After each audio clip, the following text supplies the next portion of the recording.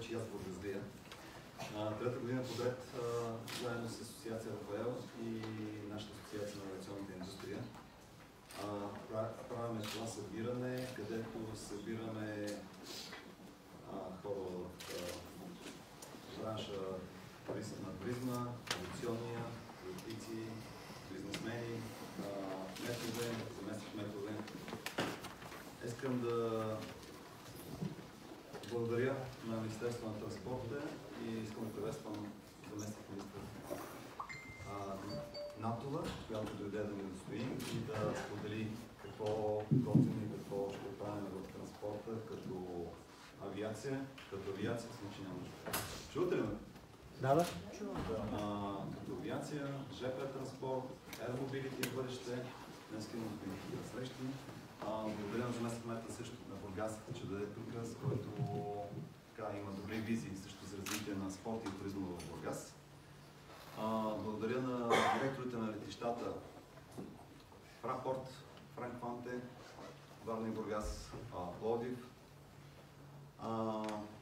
Благодаря всички гости, че са тук и ще направим един такъв отворен форум с споделяне на виждания, с отворени към въпроси.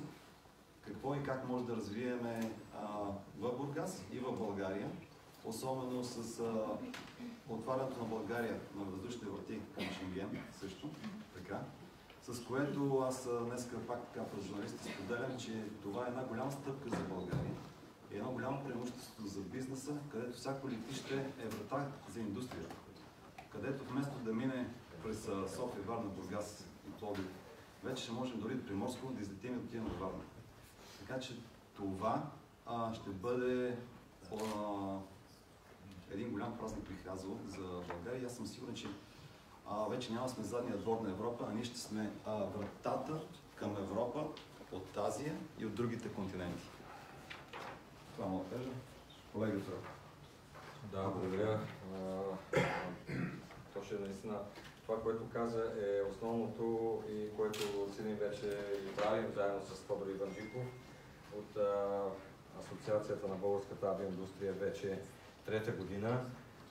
Може би сега е момента да кажа, че предвид и резултатите и това, че форума се утвърди като един от, даже бих казал единствения у нас, който е в този формат и който се прави с такава цел и с такъв смисъл и замисъл.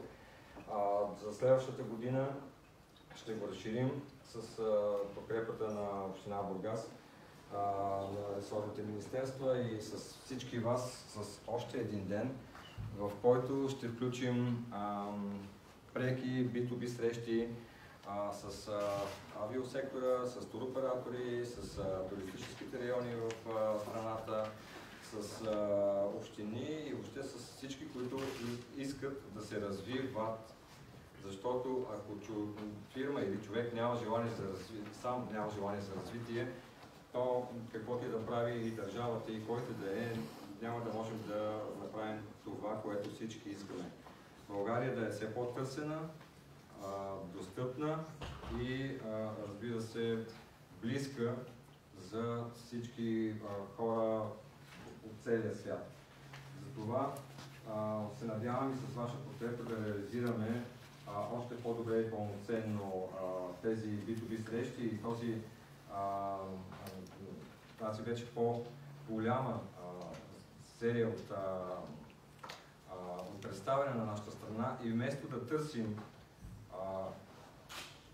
варианти или пък отделни авиакомпании или отделни туроператори или отделни възможности, то нека да поканим всички тези, които търсят или взаимно се търсят на едно място и тук в Бургас, за да представим и града, за да представим и нашето Черноморие, за да представим